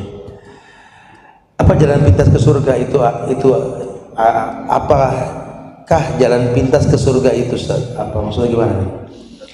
Ya nggak ada jalan pintas, yang ada usaha untuk ke surga. Bahwa dagangan Allah itu mahal. Ya. Kita mau ke surga itu bukan ringan. Bahkan ketika Nabi sampaikan kepada Abu Darda bahwa di hadapan kamu itu ada gunung yang terjal, nggak mungkin bisa al-musqalun lewat, yang berat bebannya itu nggak bisa. Makanya kalau memang pengen masuk surga, yang pasti belajar tauhid dengan benar.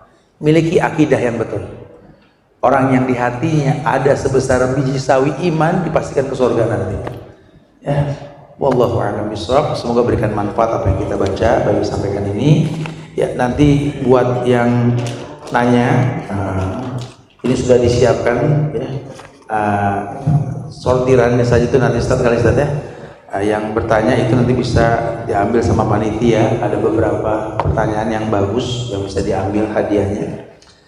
Itu saja kali ya yang bisa disampaikan. Insyaallah saya minta maaf, pengen bicara lebih panjang lagi karena waktu juga harus reading lagi menuju beberapa tempat sampai balik ke Bogor nanti.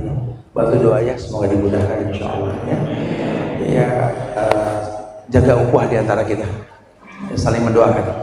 Doakan di antara kita, doakan diri kita, doakan keluarga kita, doakan majlis taklim. Ini doakan juga kota Semarang agar Allah bisa tegakkan sunnah, ya, jadi istiqomahkan orang yang belajar. Dan kita juga jangan lupa doakan negeri kita tercinta agar dijaga ukhuwah kebangsaannya, supaya kita nggak gampang terpecah belah, terprovokasi oleh segelintir orang yang menginginkan kehancuran negeri ini. Ya, saya tutup dengan kafaratul majlis. Asyhadu an la ilaha illa anta astaghfiruka wa atubu ilaik. Assalamualaikum warahmatullahi wabarakatuh.